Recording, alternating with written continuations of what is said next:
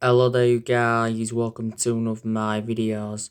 So Ole Gunnar Solskjaer has said that Axel Tuanzebe can lead our defence. Now, Axel Tuanzebe did very well yesterday night in the 2-1 win against PSG. He kept Mbappe and Neymar quiet. It was Axel Tuanzebe's first start for Manchester United yesterday night in 10 months. And I think he should play more regularly and he could be our future captain. But don't forget, Axel Tuanzebe was out with injury for a while.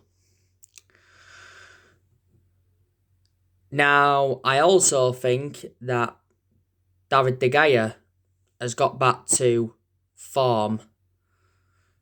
He did very well yesterday night in the PSG game. He made around 3 good saves to deny Angel Di Maria, Kurzawa and Kylian Mbappe. David De Gea also did well in the Newcastle game.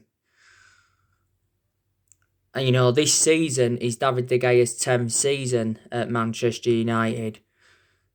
David De Gea has made over 400 appearances for the club in all competitions. 300 odd of those appearances have come in the Premier League. I know I've been critical of David De Gea for the last couple of years, but that's obviously reflecting on the calamitous mistakes he's made. De Gea's had at least 7 good years at Manchester United. He has won everything domestically at the football club and he has won individual awards. We paid, was it around £19 million for De Gea from Atletico Madrid back in 2011. When De Gea does leave Manchester United, he will go back to Spain. But I know he's going to remain our number one for this season. But I was saying, wasn't I, at the start of the season that we should put Dean Henderson as number one.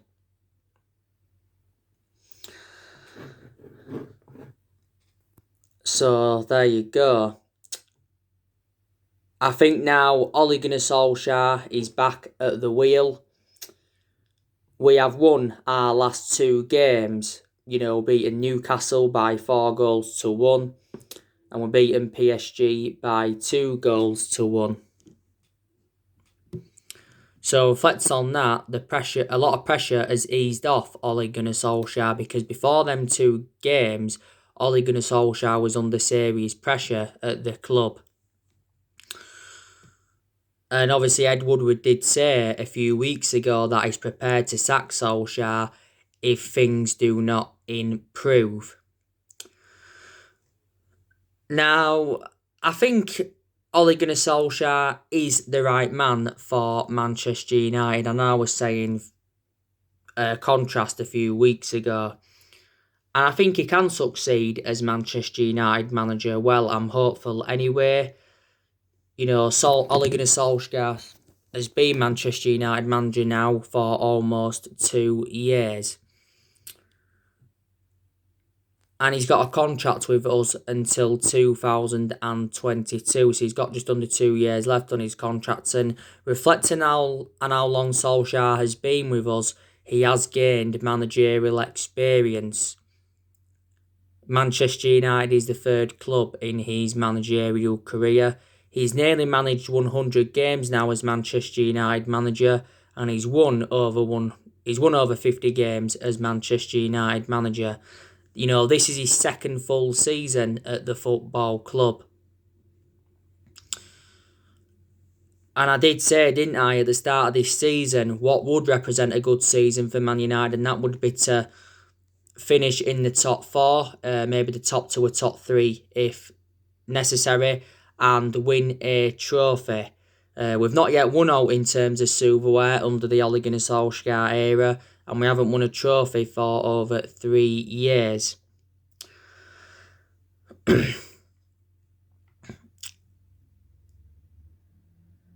We appointed Ole Gunnar Solskjaer in December 2018 to replace Jose Mourinho. Solskjaer has been permanent Manchester United manager since March 2019.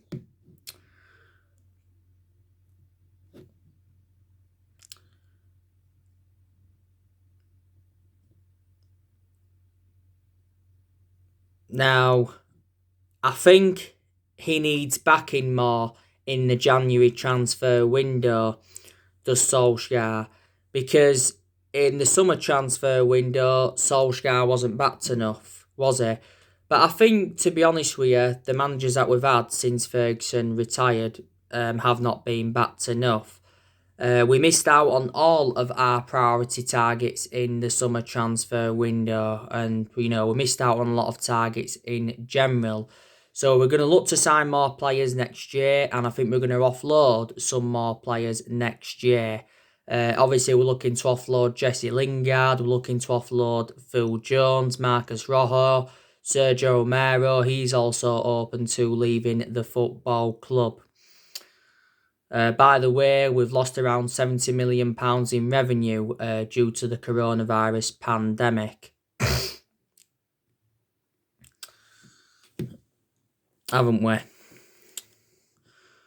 But Solskjaer has endured around 4 transfer windows as Manchester United manager.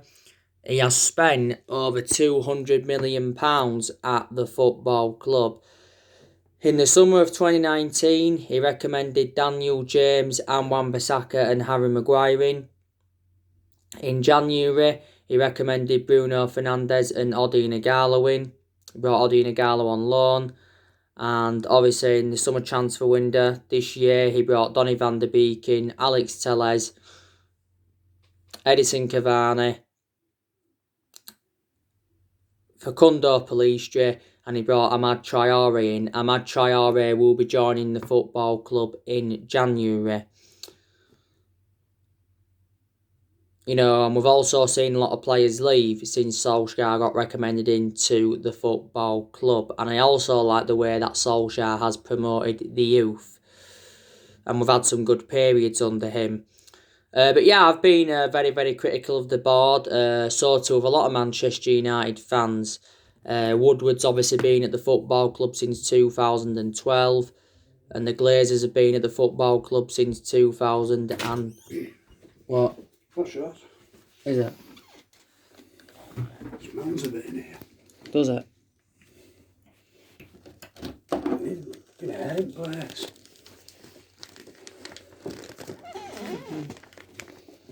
So fucking eat it when it stinks.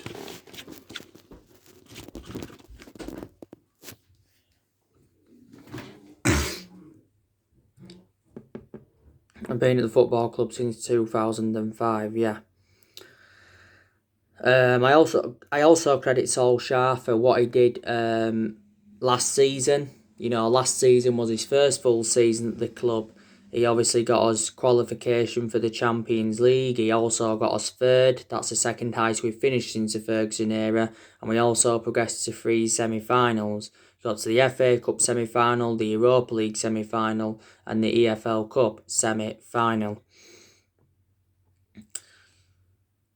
Obviously, a few weeks ago, there was obviously talks of Mauricio Pochettino coming in to replace Solskjaer. Mauricio Pochettino was linked with the managerial role at Man United before Solskjaer got the job permanently in March last year. Like I've said to you, I do like Mauricio Pochettino a lot. I think he is a very, very good manager. He's well proven in the Premier League. He's dealt with top players. But my element of concern about him, he hasn't won out in terms of silverware. It also said the other week we was looking at Massimiliano Allegri as an alternative to Mauricio Pochettino.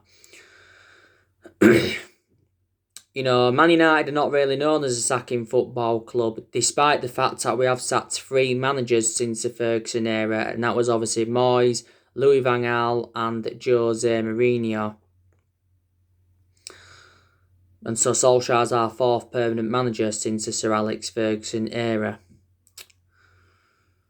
In the last 7 years, Manchester United have been playing catch-up. Obviously, we've only won 4 trophies in the last 7 years, and that was the FA Cup under Van Gaal, the Europa League and League Cup and the Community Shield under Jose Mourinho, That came in Jose Mourinho's first season.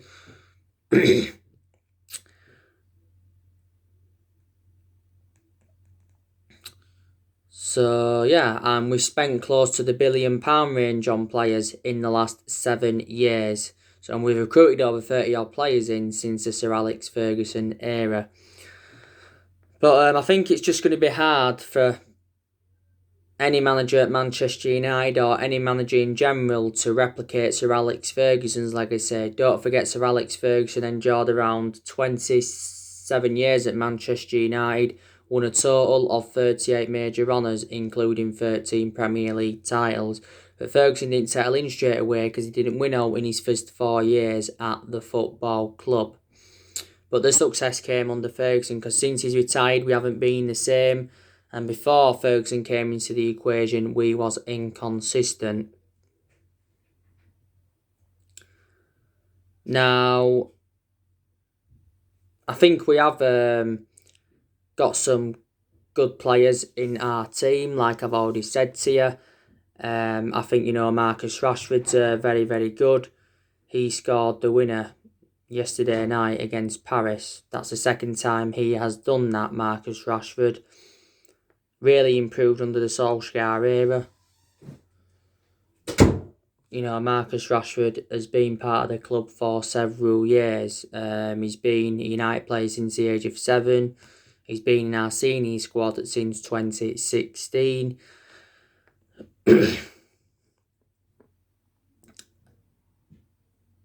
I think also too Martial's a very, very good player. Hasn't obviously had the best of starts to this season, but I thought last season was exceptional under Solskjaer. He was very, very good in his debut season under Louis van Gaal era as well. Martial's endured 5 years or so at the football club.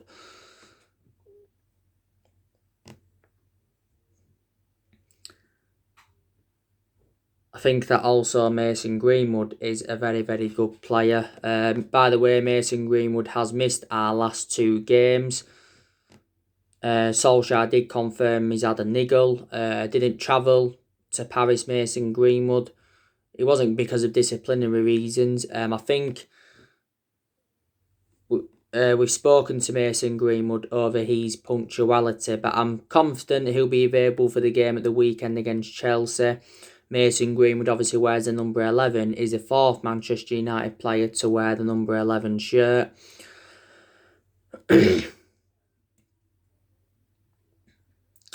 I've also got to say that Bruno Fernandes is absolutely exceptional. Bruno Fernandes has made the difference in the team. He really, really has. Yesterday night he was Manchester United captain in Paris, and he was actually shocked that Ole Gunnar Solskjaer decided to give him the captaincy. Obviously Harry Maguire was unavailable, but I think we should give Fernandes the captaincy permanently because he shows fantastic leadership in the team.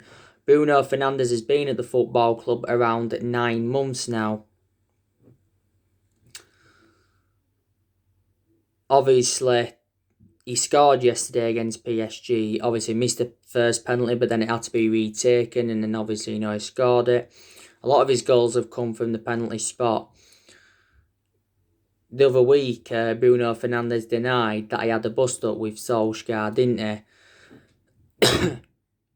Because there was reports saying that Bruno Fernandes had lost faith in Solskjaer, and it said he was demanding him out of the club, and it said he was infuriated with the board over the lack of signings. But, Bruno Fernandes, backs Ole Gunnar Solskjaer, and I think Solskjaer backs Bruno Fernandes. I think he's won Premier League Player of the Month a good 3 times, reflecting on his good run of performances. Also won some Matt Busby Player of the Year award. I also think that Donny van de Beek is a very, very good player for Manchester United. What? Alright. Donny van de Beek has not yet made his full debut for the football club. Could be making his full debut this weekend, but he's enjoyed a fantastic start to his Man United career. We got Donny van de Beek for around £40 million from Ajax. Donny van de Beek signed a 5-year contract with the football club, didn't he? with an option of a further year, and he currently wears that number 34 shirt.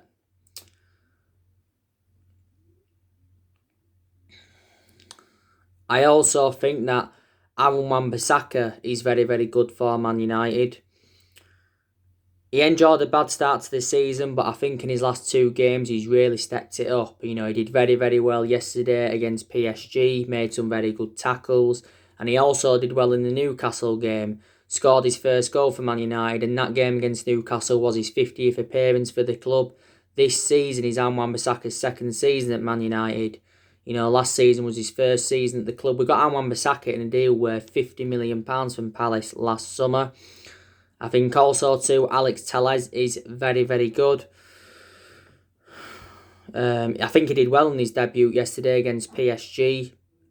Got down at left hand flank a few times. Put some good cross into the box and had some good set pieces. We got Alex Telles for just over £15 million from Porto, didn't we? With add-ons included. Alex Telles signed a 4-year contract with the club with an option of a further year. He was playing at wing-back yesterday. I think also too, Luke Shaw's very, very good for Manchester United. Just my element of concern about Luke Shaw is that he's injury prone, but probably does look better as a left centre back. I also think Eric Bailly is a very, very good centre-half, but my element of concern about Eric Bailly, he's too injury-prone. Solskjaer has confirmed that Eric Bailly is out for 3 to 4 weeks with a muscle injury. So yeah, there's quite a lot of good players at Manchester United. Fred and McTominay. I don't know if they're good enough to emulate into world-class midfielders, but I have seen improvements from Fred and Scott McTominay, and they were both very, very good yesterday against PSG, weren't they? Paul Pogba, I think he's done well in the last 2 games that he's come on. He did well yesterday when he came on against PSG, got the assist for Marcus Rashford's winner, and he did well when he came on in the Newcastle game. Don't forget, we recently triggered that 1-year extension on Paul Pogba's contract. So that keeps him at the club until June 2022. This was recently confirmed by Fabrizio Romano, weren't it? But there has been a lot of uncertainty regarding Paul Pogba's future, hasn't there? Juan Mata, I think he's enjoyed a very good start to this season. Mata was very, very good in the Newcastle game. Got an assist. He was also very good in both of our Carabao Cup games against Brighton and Luton. Juan Mata has 50 goals in 258 appearances in all competitions. Juan Mata has enjoyed 6 years at the club. We paid just under £40 million for Juan Mata from Chelsea back in 2014. Juan Mata did reject an £18 million a year contract offer to play in Saudi Arabia not so long ago. But he does want to stay at Manchester United. Ode Ighalo, don't really have much of a perception on him now. Doesn't really get a lot of chances. He does get his chances though in the cup games. Obviously, he doesn't get starts now. Ode Ighalo was our top goal scorer in the FA Cup last season though. Just after the first lockdown, we extended Ode Ighalo's loan until January 2021.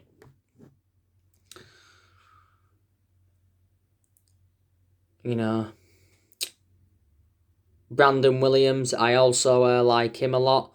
It's going to be interesting to see now what happens with Brandon Williams following the arrival of Telles. We could put Williams as backup right back, to Aaron Wan-Bissaka, couldn't we? That's what we could do. So, yeah. We've got a tough period coming up. We've obviously got Chelsea at the weekend. We've got Leipzig coming up. That'll be our second game in the group stage. Then obviously it's Arsenal, Istanbul, Başakşehir then. That's the other team we've got in our group. And Everton's also coming up very, very soon.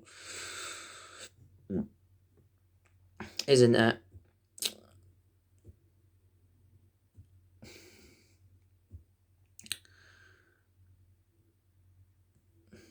But yeah, like I said, I was very, very delighted with the result yesterday against PSG because no one expected us to win that game. You know, PSG are one of the best teams in the world. They are. Because PSG got to the Champions League final last season.